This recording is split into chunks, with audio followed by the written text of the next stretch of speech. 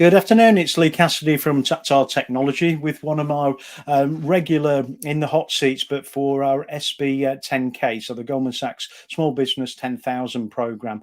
A little more flustered than normal because normally I've got plenty of time to prepare. I've actually got in after a delayed train a few minutes ago, so really quickly there. And if I'm looking a bit warm, it's because I walked a bit faster than I would normally do up the hill to get here. But anyway, let's bring in our guest. We've got Stephanie Chamberlain joining us from Stable Team. So you've been through the program yourself recently. So in fact, you were one of the older ones, weren't you? That was actually fixed to Aston University. Yeah, 2012, Lee. So I'm feeling like a while ago. 10k SB veteran now, really, after all that time. Okay. Yeah, I went on the first national, so we did the plodding around the country and doing everything online, so a little bit different to yourself. So tell us a little bit about yourself and your business prior to doing the program itself. Yeah, so I still have the same business, thankfully. So Magic Milestones was the business that I joined the KSB program with. And it's a business I still chair and I'm a major shareholder in. So in 2012, I was in a quite strange position, but not so much for a woman of my age. So I was about to give birth to my first child when I started the Goldman Sachs program in December. And I did my final business plan presentation about a week before I actually gave birth. So apologies if this is too much information, but she did actually engage just before I went to do my final presentation. I was a bit worried that I was actually going to give birth in the middle of it. That might have been a first, was it? A birth during the live presentation? There were a number of ladies that were in the same position as me. There's at least 3 that I know of us who had to do our final business plan presentation whilst heavily pregnant and within days or weeks. So yeah, I'm definitely not the only one. I may have well been the first, but I wasn't the only one for sure. So what was your business doing at that time then, up to that 2012? Yeah, so my claim to fame is that when anybody in the Goldman Sachs program asked me what my business did, they could never get a straight answer, and it became a running joke. Essentially, I was running at that point. I was the MD for an agile consultancy, and what that means to anyone in the game is probably a bit more obvious if you're in tech. But what it is essentially, I understand it. A lot of people get it, but everyone else will be like, agile. Okay, I think I know what that means, but let me explain. So I run a program and project management consultancy. Essentially, we parachute people in like paratroopers to help rescue projects and programs for huge technical programs. So we do things that are the big stuff. So we've worked for the Home Office, we've worked for Jaguar Land Rover, BBC Sky, where they've got quite big, knotty, big systems, legacy systems going on, integrations, and they need some help from people who've been there and done that. And that's the business that I joined the Goldman Sachs program with. Okay. So it sounds like that's changed, but we'll come on to that later then. So how did you find out about the Goldman Sachs program itself? So I found out just through an email, I think, and I could instantly see it was a fabulous opportunity. And I reached out to some of my entrepreneurial friends, and some of those guys were a little less like, I was saying, God, this looks really good, doesn't it? And some of the others were sort of going, oh, I'm not sure, because this was obviously the first time that they'd seen it. And they were like, how much time is it going to take up? What's behind it? People were a bit skeptical, but I was really looking forward to just learning a lot. And I wasn't disappointed, I have to say. So tell us a little about the actual application process, because mine was fairly grueling, and I'm sure, especially if you were at Aston, and some of the people involved at Aston are quite interesting in their view of it. So tell us about the application process and your interview. Yeah, it was pretty rigorous, but not everybody was really lovely. They made you feel at ease throughout the process. So although it was a very rigorous process, and I was very worried that I wouldn't get in, but what was really lovely was that Mark Hart and the other people that interviewed me made me feel. Mark interviewed me, and he was very rigorous. He is, yeah, he's amazing person, so knowledgeable. But they actually said to me, "You've got an amazing business." And I don't know whether at that point they were just making me feel good, but it certainly was nice for somebody to actually say that after all those years of just kind of being on your own. And I think that's one of the real things that I got out of 10k SB, really, is that feeling of not being on your own anymore, because it's quite a lonely journey to be an MD. Of the obviously entrepreneurial variety. I'm sure it's quite lonely sometimes being a doctor as well, but I don't mean that. And, you know, being a business owner, there's a lot of responsibility on your shoulders. And obviously for me, I was about to go into a whole new world as well. So to hear that I'd done really well up to that point to grow my business over £1 million was really nice to hear, actually. So you went through that process and the letter came through to say you've been accepted. How did you feel at that point? I was really, really pleased and really excited to start work. And I loved the fact that it was really well put together in terms of a framework, and you were working towards a business plan, because I hadn't got a business plan. I mean, I think I'd probably got like a PowerPoint at this point. I remember there being a 7-year plan, and I remember looking at it 10 years in and going, well, the first things about plans are that they don't survive first contact. Essentially, they're always being rewritten.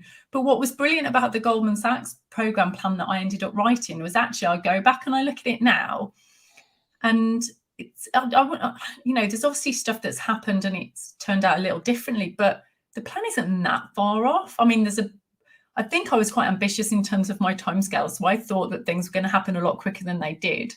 But actually, in terms of the general sort of trajectory of the business and what I was doing in terms of wanting to transform the business to be a bit more of a digital consultancy, if you like, that definitely has happened. So what they got me to do was that thought process of saying, right, these are the stages you need to go through. And actually that business plan, yeah, although it's not something that sits on my shelf gathering dust, it is actually still alive. And even if sometimes it might be in my head rather than on my live plan, that's a tool I use, live plan. I have to update it obviously now and again, but it is actually in there in my head because they've embedded it into my head and I'm living and breathing it. Yeah, I think one of the things is early on you talk about the vision of the business and the mission and how you're going to take that forward. And I think a lot of people prior to that don't really have a vision, and it's difficult then to focus on what you're trying to achieve if you don't have that vision. And I think that's one of the things I got out of the program is that vision, you know, understanding what we're trying to achieve, why we're doing it, and then able to take that vision and then educate others. And it's, I think it was Mark Hart and a few other people use the on the bus terminology. So are we all on the bus? Are we all facing the right direction and that kind of thing? And that's really about vision, isn't it? We're all working together for the same aim and we know what we're trying to achieve. So tell us a little bit about, you know, because yours is different because you were going to Aston on a regular basis. I believe it's like once a week, was it? You had to go I think it was pretty intense. So tell us a little bit about the experience of going into Aston and what you did. So it was like going back to uni again. So I think what's really great about the program is that it's a high quality program. I mean, I do a lot of training now and I draw from what I learned from seeing the Aston guys and the Oxford guys from conducting a program. And, you know, I'm not too proud to say that I have nicked the bits that are relevant to me because it was just so well delivered and professional.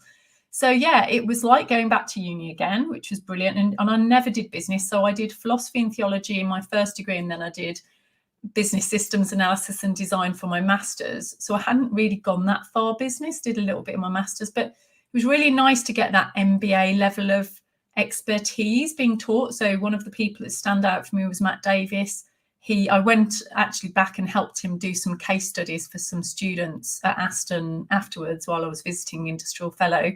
And, you know, Matt Davis will just take finance, which I found quite difficult to grasp because I've got dyscalculia. So anything that's got numbers I've got to transpose or anything, I'm much better with spreadsheets than, you know, if I've got to transpose anything is a nightmare. So finance for me was the tricky one that I really wanted to get better at, but I didn't really know what to do. And Matt just makes balance sheets and profit and loss. statements, really exciting. And you just think, why am I finding numbers and accountancy so exciting? And it's just because he's got such passion and he just, you know, projects that. And that's the thing about all of the people you come into contact with in the program. They're so inspirational and passionate about what they do. Yeah, I'm going to say, well, I've been speaking to a number of people about passion. I mean, passion for things, because it is, you know, you catch it, don't you? And you feel like you want to get involved in whatever it is. And finance isn't the most exciting thing normally when you're looking at it. But if somebody's got a passion for it and can put it across in a clear way, it does make life a lot easier. And what I was going to come on to then is the modules themselves, then, because there are specific modules, and it sounds like the finance module was a good one for you. Was there any other modules that you found, you know, particularly important? I know in our group, you know, some of the sales and marketing were really important for them, but I'd been in a sales and marketing role for quite a while, so it wasn't quite as important for me as that. So which ones really stood out for you? Yeah, I think sales and marketing was one of the things that I really got a lot out of, because I wasn't from that background. So not like you, I had no experience of marketing. And I think marketing is one of those things like a dark art. You think it should be really easy, but the thing about marketing, it's hard to do to yourself. I think it's actually part of the curriculum at Harry Potter's Hogwarts, actually, you know, marketing. It feels like it should be there. Definitely. Yeah, it's one of those things you definitely can't do it to yourself. Like when people say about, so for instance, operations. So obviously I'm quite an operations person, like, you know, Magic Milestones and the Stable Teams group are all run, I have to say, quite well, because I'm from a project management background. But if there's anywhere where we really need to like really knuckle down and get on with things, it's marketing, because we're not from that background. And I think what I found out from the Goldman Sachs program was, from 10KSB, was what I need to think about, like brand. I didn't really get brand before I went on the program, and now I really understand the difference between, you know, how you build a brand and how you build a product and how you build a vision and what's the story of your business. So it's knowing to ask what questions to ask, I guess, because it's giving you that foundation. Yeah, and I think also when you're looking at the brand, it's not just the business brand, it's also the individuals. Because if you've got strong characters, actually branding the individuals makes a big difference, and using those to front the business. Yeah, absolutely. And that would be another thing, actually, that I would really say that they're really strong on, getting you to promote yourself. And I'm not really into that. And obviously, when I started the Goldman Sachs program, I was more interested in the fact that I was going to have to become very quickly up on things like potty training and all these things you have to learn as That's a a new little bit parent. different. Was there a module on potty training, actually? No, I had to go that to would have been NCT useful, for that. wouldn't it? Yeah, I had to go to NCT for that. So I was not really up for the whole PR thing. But actually, as time's gone on, it has become really central to our success. And especially now that we've transformed into Stable Teams, you know, that really is central now to, we've realized the importance. So for instance, I'm now in a really great position, so I'm able to pass on a lot of the 10KSB learnings to my new managing director, Emerson Scotland. And one of the conversations we had recently was, we've really got to think about what the Emerson Scotland brand is and how it relates to Magic Milestones. And so we had a conversation about that. And I think before the whole 10KSB thing, I would not have thought how about that. You know, I would have thought, in a way, I think what it helps you to do is realize that you are separate to your business. Because I think as entrepreneurs, we often merge the two and think we are our businesses. And what I've learned over the last 5 years, yeah, you've been there, right? Yeah. And I think one of the things that comes across as well in the program and the current one, as well as the old style, is that working on the business, not just in it. And I think that's quite important, isn't it? That you do both, you know, because if you're too absorbed inside the business, you're just an employee. Who's going to lead it? Who's going to drive the business forward if that's the circumstance?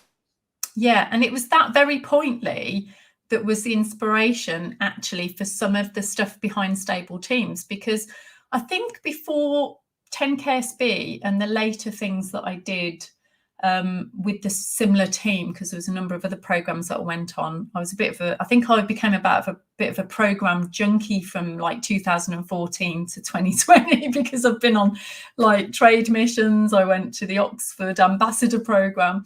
So I'm really, really grateful for all the learning I've had, and I've put it into practice.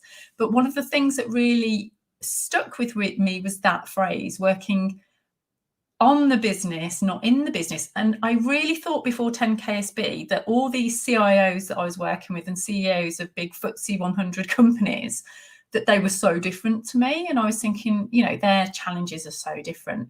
And then the more I got to work at C-level, the more I realized actually we do have the same challenges, whether you run a small business or whether you run, you know, whether you're a PLC and you're running, you know, huge teams. You actually have that same problem, that if you're pulled into the nitty gritty in the day to day, then you can't be strategic, you can't put your head up, you can't work out what the market's doing. So actually that was one of the things that inspired us within Stable Teams to create the program called Liberating Leaders, which is all about how you empower your team so that you can get your head up, work out where you personally want to go, but also how to take the business forward with that kind of view of the world rather than being stuck in the detail, which is oh so common. Yeah, I think that's key. I think the other thing that, you know, from my experience with the other companies in our growth group and also within our larger group, the diversity of business, the problems were the same. It didn't matter if you were running a deli, whether you're running a health club, whether you were running a technology business. It didn't matter. It was all the same. And did you find that? And what type of businesses did you have in your growth group? I had some amazing businesses in my growth group. So we had people who, delis came into it even. We had someone who made Jamaican food, who had a whole production line. We had somebody who had a nursery. We had someone who had a mobile technology company. In my growth group, I had a lighting expert company. I had a plastering firm, which we did a bit of work for as well. And we also had, trying to remember now, because that's the other thing. Once you go into all the different programs, you get so many people from across the country that suddenly you think they were in your growth group, and you suddenly go, well, no, they weren't actually. That was a completely different cohort. But yeah, masses amount of manufacturing. In fact, I'm going for lunch with a lady called Ruth who runs an electrical engineering firm, and it's just like you get all that amazing diversity of different businesses to learn from. But one of the key things I think, Lee, that I got from it was that everybody has the same problems around HR and people. Not because people cause problems, just because getting the best people really is the thing that powers your business. And it really is that thing, isn't it? It's all about the people. I think a couple of people I remember from the program and subsequently with some of the alumni events is trying to employ people that are better than you is the thing you're trying to do. But it's sometimes a challenge to find those people that are better than you, that can run the business better than you. But it's better than having someone who's not as good as you and won't run the business as well as you or their particular area of it. It's always trying to get the best, isn't it? Is the challenge.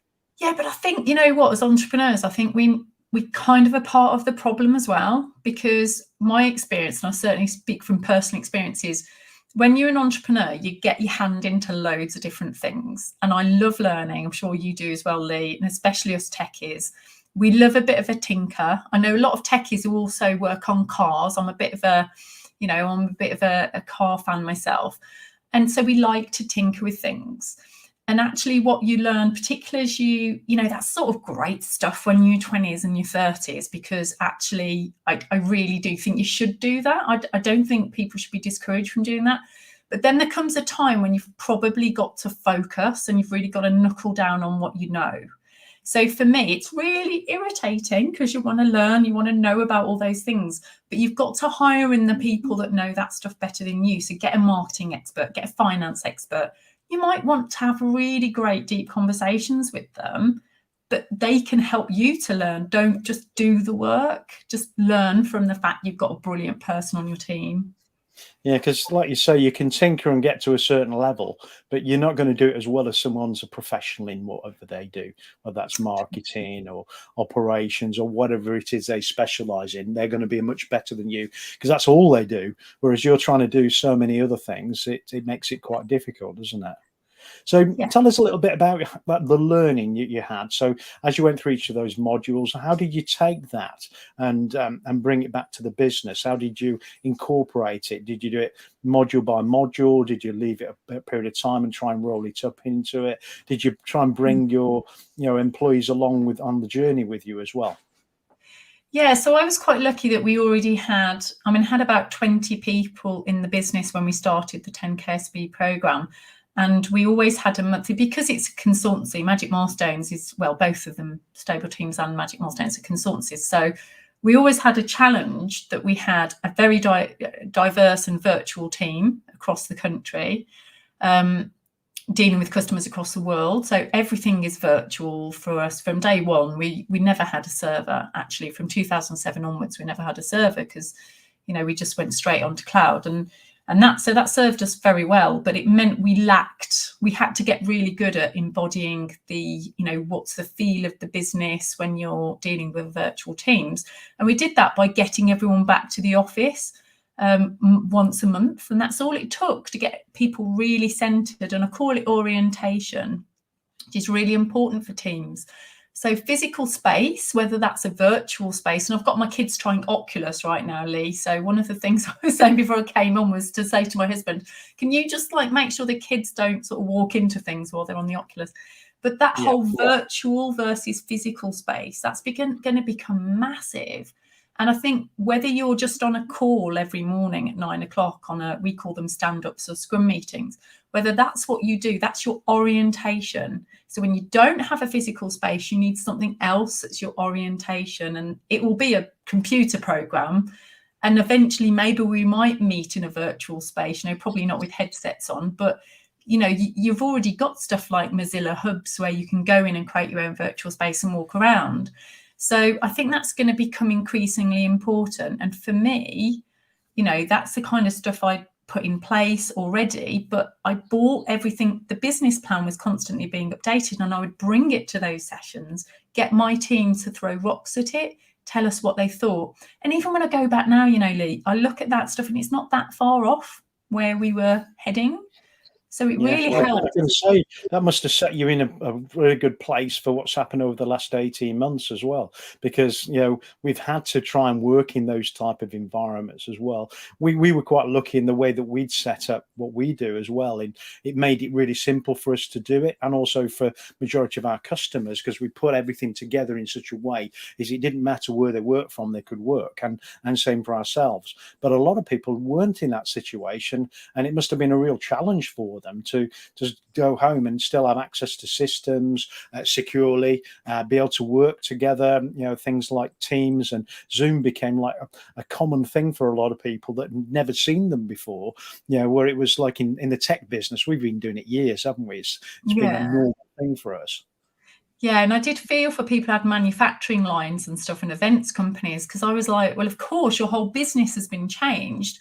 And we were lucky in that, on the one hand, we had got everything set up, but also unlucky in that, a lot of what we do is change management. So suddenly we had to get really good at doing change management across Zoom or whatever it might be, or Teams, other streaming things are available.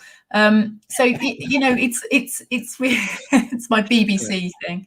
Yeah, it's getting bigger as well. There's so many different options now. It's not just the mainstream ones. There are so many other different technologies that people are starting to utilize, and that's where we got into this live streaming and LinkedIn Live and things. Was we couldn't really talk to customers directly 18 months ago because no one wanted to meet up or anything. So how do you get your message across? So we started doing this kind of stuff to try and tell people what we did, and then we found that actually a lot of other businesses wanted to tell people about their business and what they wanted, what they were doing. And we thought there was just a natural progression and do interviews on a regular basis and help people promote their business.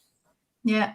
Yeah, and one of the things that we started during the process as well, during the COVID crisis, was that we started the Stable Teams Masterclass, which is where we really started to formulate the framework, which is now central to the business.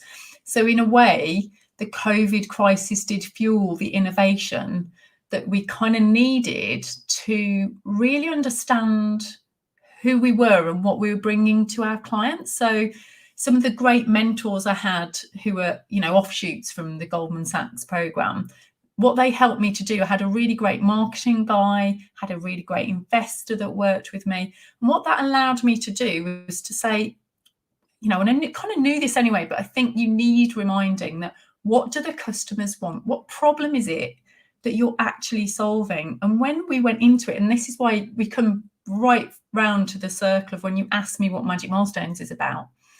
The reason why I couldn't tell people all those years ago when I started Goldman Sachs 10k SB what Magic Milestones was because it's really, really niche, but it's part of a much bigger problem, which is actually how do you create high-performing tech teams?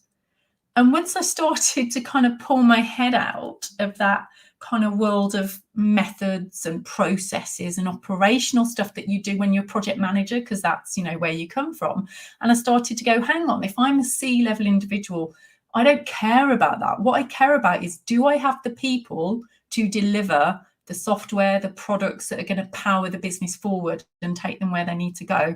Have I got the people that are going to create a data business to, form the IP that's going to create the equity in the business? And all these questions, we were focused on a really small part of it. And now that's just one quadrant within the Stable Teams group, that just parachuting in the leaders in program and product management is one quartile. And there's three others, that now power our business, because we've realized that stuff like I've just talked about orientation. So orientation is really important. How do you motivate people and inspire them in the space that they're in, if that's virtual or physical? And then how do you create belonging? How do you create a tribe? How do you create commitments? And then finally, how do you create a purpose? What you were saying before, how do you create mission? And how do you create passion and purpose to drive forward what you're trying to do?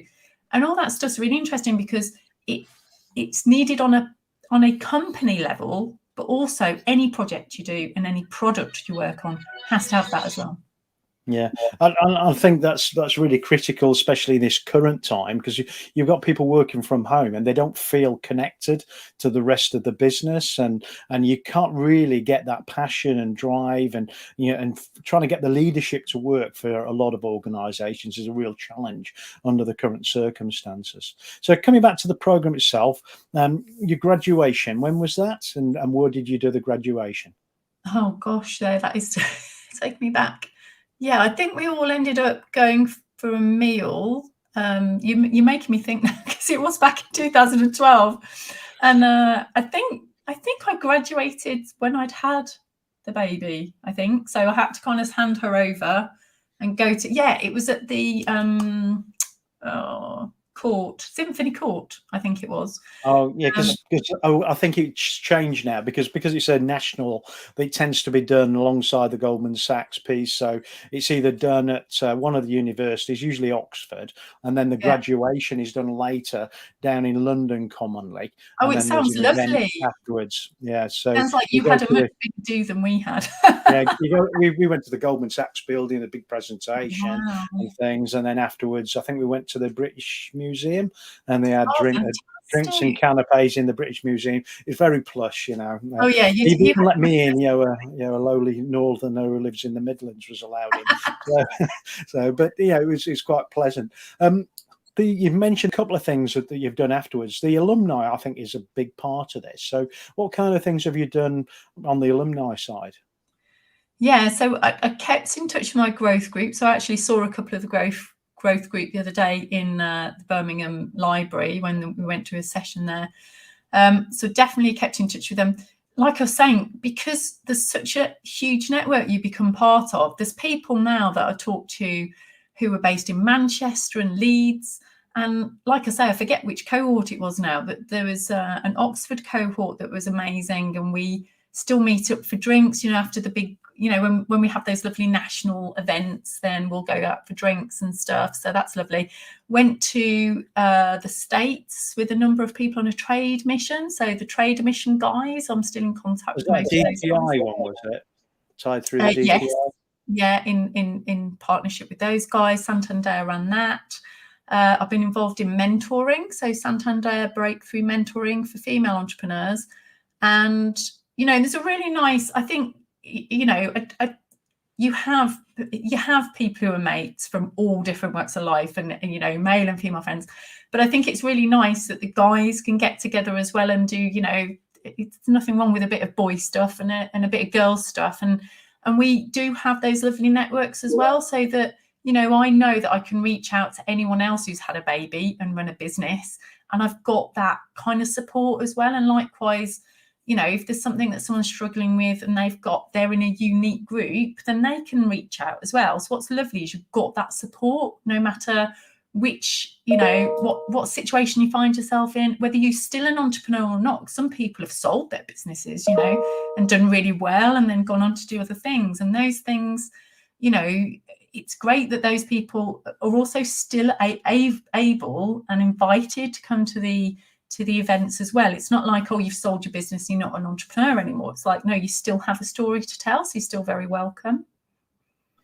Yeah, I'm going to say things change, don't they? It's like I never really thought about exits when I was, would join the program. I thought, I was going to do this forever, but you've got to really think about, are you going to exit? Are you going to exit because you're going to sell the business? Are you going to exit because you need to retire?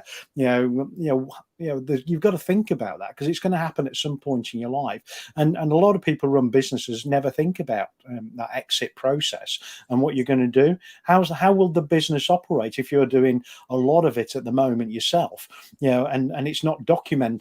It's a lot of things you do. It's going to be a challenge for somebody to pick that up, without knowing what you do in a day-to-day basis, because it's all up here. And a lot of, especially small business entrepreneurs, it is all in their heads. They don't really document a lot of things.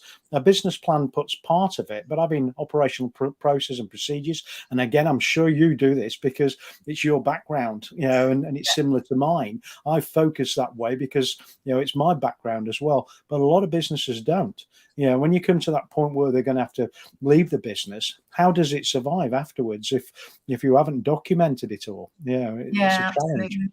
So tell us where you're going forward. I know you've had a bit of a restructure, haven't you? And you're changing things around. You've created a group structure and you've got a couple of business beneath it. So tell us a little bit about that restructuring and also what the future holds for yourself and your businesses. Yeah. So I mean, it was about 12 years into Magic Milestones that I started to really think, where are we going, really question a lot of the stuff. And there was a bit of regulatory impact as well. There's something called IR35 that impacted, which I'm sure has impacted your business as well. Not everybody understands what IR35 is, but in the tech industry, it's a big thing, isn't it? Yes. And I think it was 2019, the new version of it was going to be introduced that affects not just the contractor, but the employer of the contractor as well. And that was a big change. And I think that affected a lot of people. So it might be worthwhile just telling people a little bit about what IR35 is and how it affects the contractor and businesses. Yeah.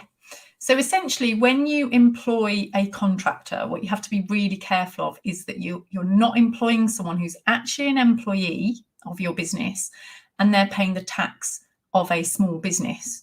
So the way the UK tax system is set up is to support entrepreneurship. You can be a sole trader, or you can set up a small business and you can trade through that even though you're a one-man band. And so a lot of construction people, a lot of IT people are freelancers who operate through a limited company. And that's all fine as long as you're playing to certain rules. So you can do that, and the government likes you to do that and supports you, providing that you're operating more like a business than an employee. And the moment that you start sort of turning up every day and you have a pass to get in the building and you don't have your own laptop and you don't do outcome-based work, you just work on a day rate, so you're pretty much doing a permanent person's job.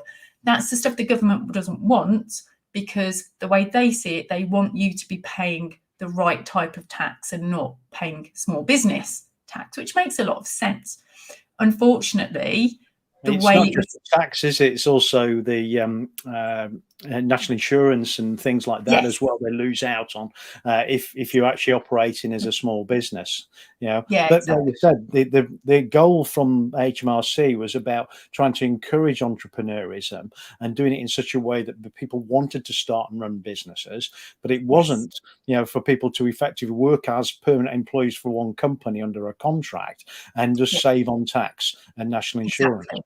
Yeah, but the way that's been implemented, I mean, I suppose you can't ever do these things without shaking up the market, but a lot of small consultancies actually went under because for a moment, a lot of because they essentially, the tax, the way it happened in 2020, I think, when it finally got implemented, was that they shifted the tax liability away from the individual freelancer to the business that was at the end of the supply chain, which meant if you work for PLCs like we do, you know, if you work for HSBC, then HSBC was like, oh, we could have all this tax liability that we haven't really got a handle on.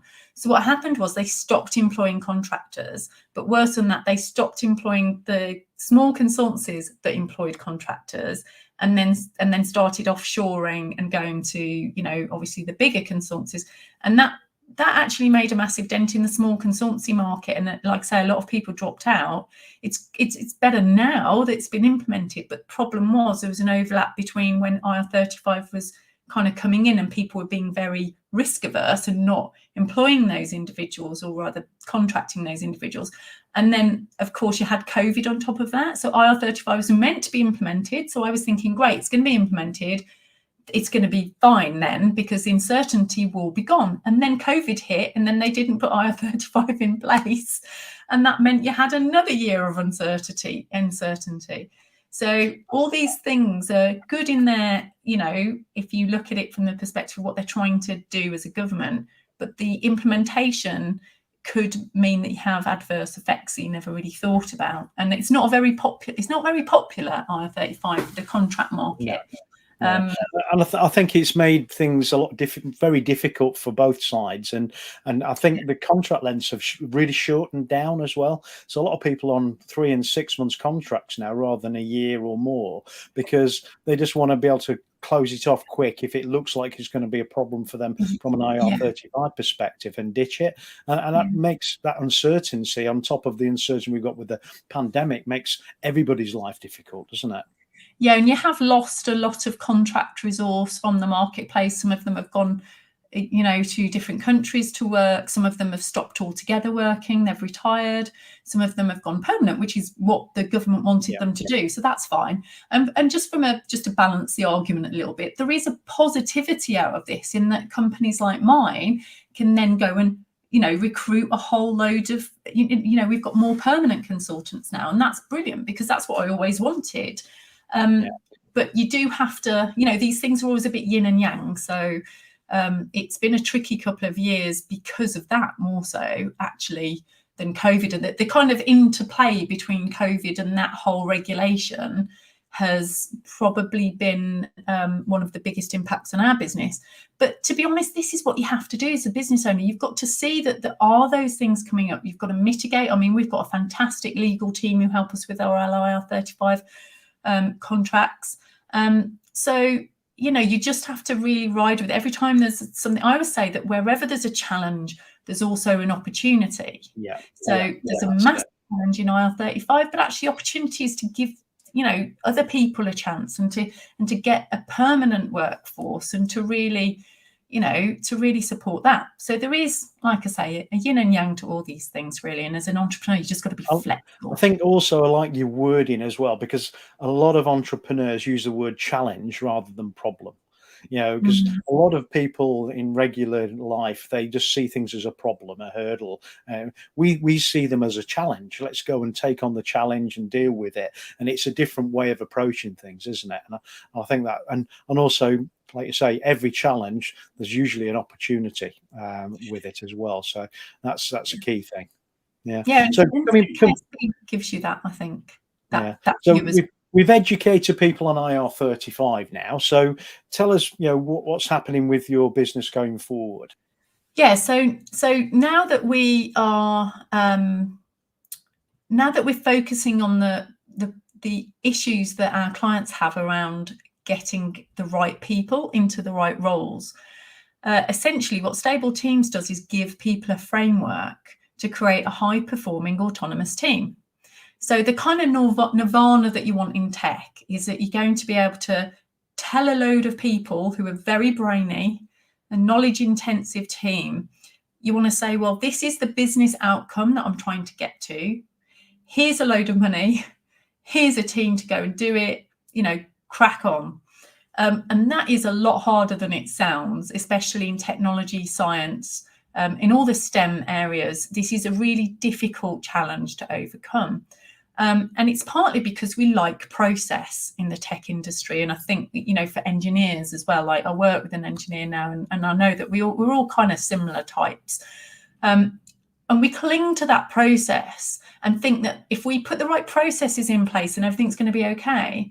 But actually, you can have all the process in the world, but if you haven't got the right people in place, or you haven't got the right hearts and minds, then essentially what's going to happen is you're not going to get to the place you want to be if you don't give them the right vision. You can have a load of really, really competent, knowledgeable people, but if you don't tell them where they're going and why, then they're going to sit there and one day go, you know what, I feel more passionate about the stuff I go home at night and do for my own use than I do for your passion and purpose, because you haven't communicated it to me. So I'm off. See you later. I'm off to set up my own thing, or I'm off to work for, the city or whatever. So what Stable Teams endeavours to do is to implement that framework for our clients to make sure that high performance is embedded. It doesn't mean that the people that we go and engage with aren't high performers, because the way I see it, it's a bit like the uncarved rock. What we go and do is we go in with the chisel and we uncover what's already there.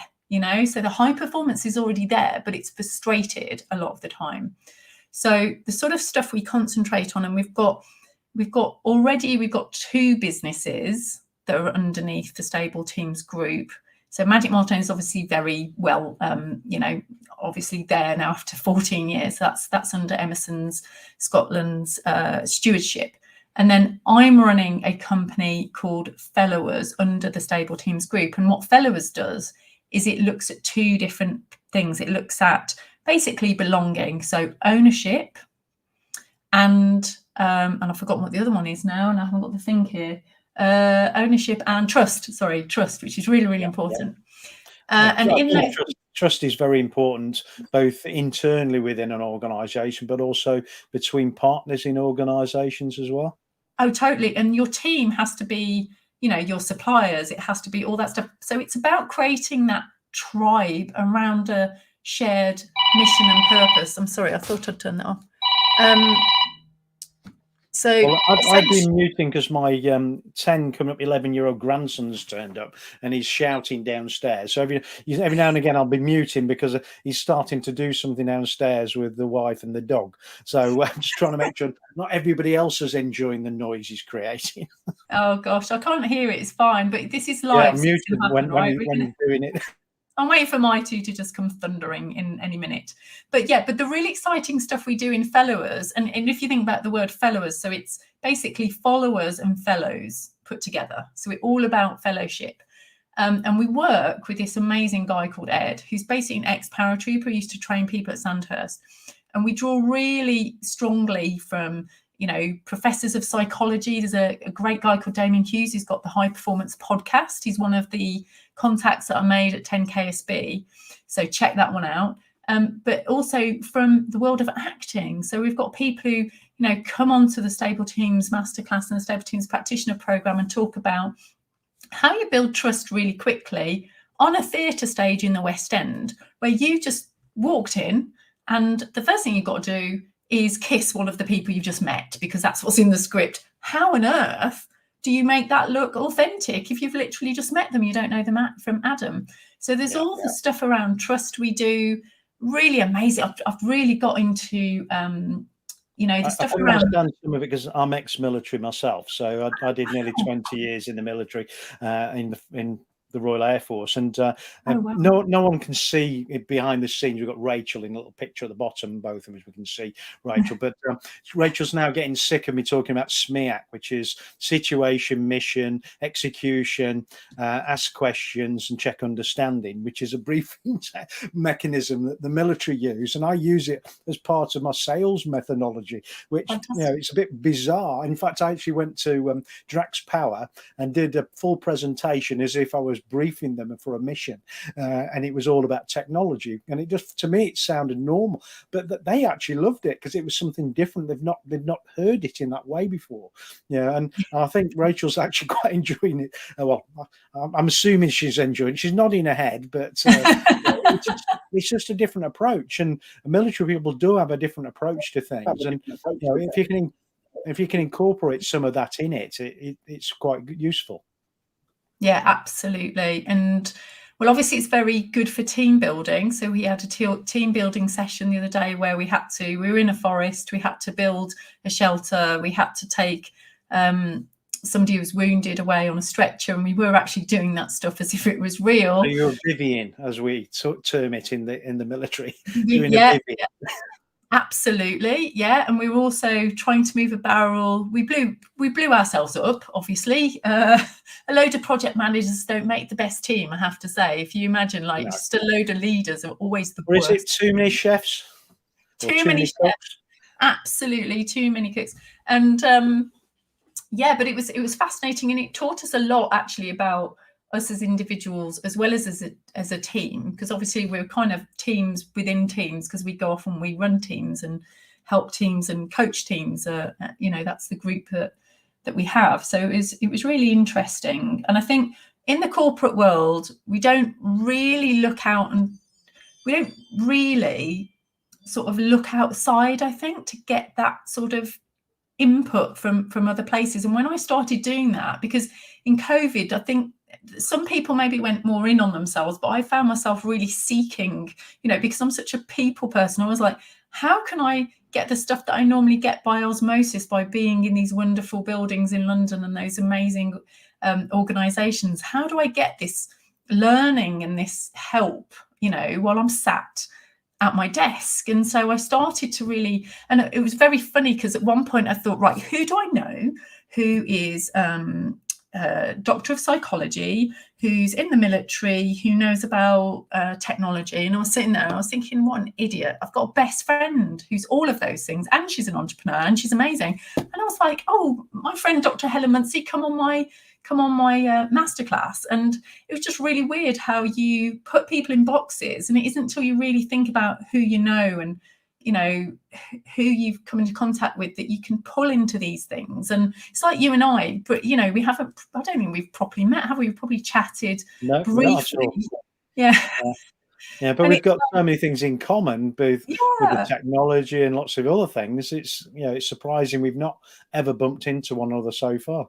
Yeah, absolutely. So this is what's great about this virtual thing, that you can get out there and meet so many people and fascinating stories that you wouldn't have got to do otherwise, because we're all stuck on trains. Well, that leads on a little bit to why we do this, and I have 3 reasons for it. I think I touched on it when we spoke the other week before setting this up, but one is I think the program's such a great one that Goldman Sachs have put together, and even though it's changed, it is different now because they've moved to this more virtual activity. But I think it was good it did, because if it was back in the old days, it would have been a challenge to do in the current circumstances. But it's great. People go through some real, it's like a mini MBA. I think you used that term MBA earlier, didn't you? It is like a mini MBA that people do. Secondly, I want to promote people's businesses. It sounds such an amazing business you've got. I'd want people to know more about what you do and what they could do if they work with you. And then third, it gives some something for me to deliver content wise, because I'm trying to do more of this video interaction with people, even though, like I say, we're all in different places. You know, Rachel's down the road about 7 miles away. I'm here in South Birmingham, and I'm not sure where you are at the moment. Warwick. So I'm in Warwick, Warwick. so not far away, just down the road a little bit. But it doesn't matter. You could be the other side of the world. It wouldn't matter. And we can do these kind of interactions. And I think it's really good that we can connect and help one another. And that's what I'm trying to do. As we've been going along, Rachel's been putting some bits across the bottom, some tickers. So if anybody's interested in coming along and doing the in the hot seat like Steph's done today, just let us know, because we want more and more people to promote the program, but also for people to promote their business, because it's always a challenge these days, and you need to get out there. I've got about 3,500, I thought it's 3,600 something contacts in LinkedIn, which are predominantly tech industries, systems architects, infrastructure managers and directors, lots of people in that ilk. So, from your perspective, it's a good fit, but also for any business, there's a lot of people that you could get exposure to through my contacts, but also then you can share this with all your own contacts and their networks. So hopefully people will see a bit more and understand what Steph does, rather than when you started the program, you were finding it a challenge to describe what you did by your own words earlier. So thanks ever so much for joining us. We're actually coming up to nearly 3 o'clock, so I'm not sure if you've been tracking time. We normally it's normally about 30-40 minutes these, and when we start off, and I say it's normally 30-40 minutes, I can't talk for 30 or 40 minutes, but I think the two of us are talkers, so we can carry on for the rest of the afternoon easily, I'm sure. But we'll have to take it to an end at this point. But any final thing you'd like to say about your business, Goldman Sachs, anything else you'd like to add in? Well, if anyone's interested in know more, obviously the website's there, and do reach out to me on LinkedIn.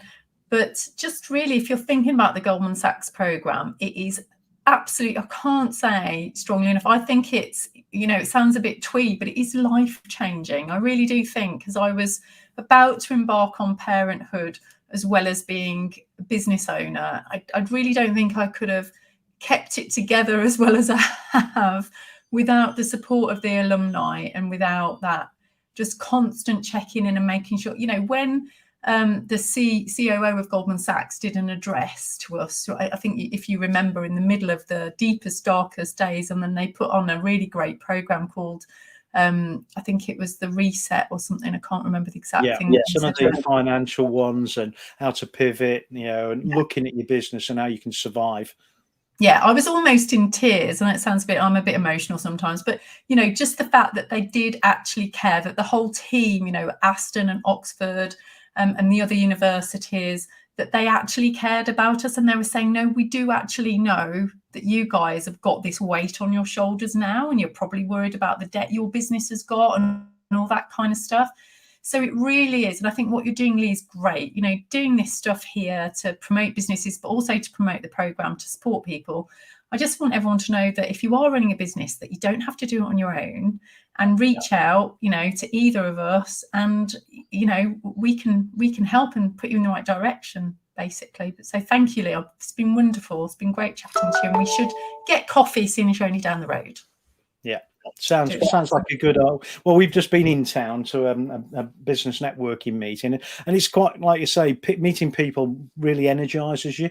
It was just it was a bit of a challenge when the train back was about 15 to 20 minutes later than it should be, and it was a bit of a run up the road to get here, but we got there in the end, which is the main thing. So I'll make sure we promote it socially on LinkedIn, share it with everyone and it's been great having you on the session, and hopefully we'll meet up for a coffee in the near future. Let's do that. Fantastic. Thanks, Lee. Thanks a lot. Bye then. Thanks, Rachel. Bye.